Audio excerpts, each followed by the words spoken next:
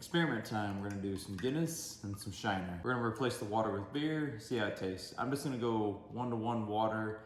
Depending on alcohol percentage, this is 4%, this is, they're both roughly 4 to 5%, so it's a negligible difference in water. It's gonna be like a 73% hydration rather than a 75. Probably one of the most popular stouts. I went ahead and went with the Draft. Shiner is a Texas-based company. We're just gonna see which one tastes better in the final product. Keeping it my same process as I usually do, I'm gonna add all the liquid components. So in this case, it's gonna be beer up front. Then I'm gonna drop some salt in and drop in the sourdough starter. I prepared my starter the night before just using a 1-to-1-to-1. So in a typical case, it'd be like 20 grams of mature starter, 50 grams of water, 50 grams of flour, let it ferment overnight. Nice and floaty and bubbly and ready to use. Stir that all together just to get it nice and combined throughout the water. Then we're gonna start dropping in the flour. I typically do whole wheat, but I decided to go with a little bit of dark rye to add a little bit more nuttiness to it. And the rest of the flour content's just a nice strong bread flour. King Arthur bag and the blue bag. So we're gonna just mix it all together till shaggy, a few minutes together, switch to a wet hand, make sure it's all combined. Let it rest 30 minutes, and we're gonna do anywhere from 3 to 4 sets of stretch and folds or coil folds, whichever you prefer.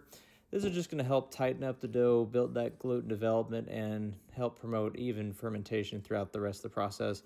Gonna keep the dough temp anywhere from 78 to 80 for my preferred range. That could take anywhere from 3 to 3.5 hours typically. If your temps are a little bit lower, just give it more time. You should be roughly about doubled in size if you're at a little bit cooler temp. Pull a little sooner if it's warmer. So after just one set of stretch and folds, we're getting good gluten development.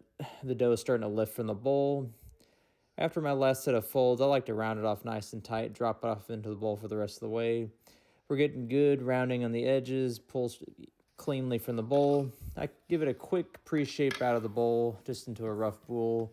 Let it rest 15 minutes, then we're gonna do our final shaping. Most of the time, I'm just gonna be doing this half and half fold and then just roll it up nice and tight.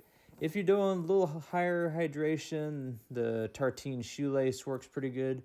And granted, this is about 6 months ago or so when I actually shot this video. Life gets busy. I've been doing lots and lots of selling sourdough, so haven't been super caught up on my videos lately, but I'm working on it.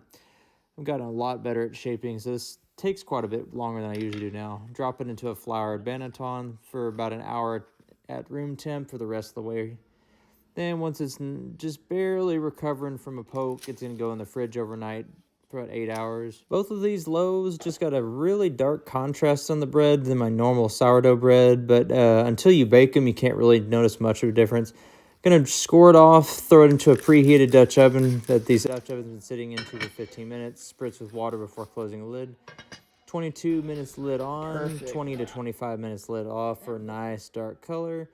This is the Guinness loaf, really dark, nice and crusty. This is the Shiner loaf. I made a little notch in the bottom so I could tell which is which. They look just about identical. It's hard to tell. Nice crackly crust. We're gonna cut into both of them.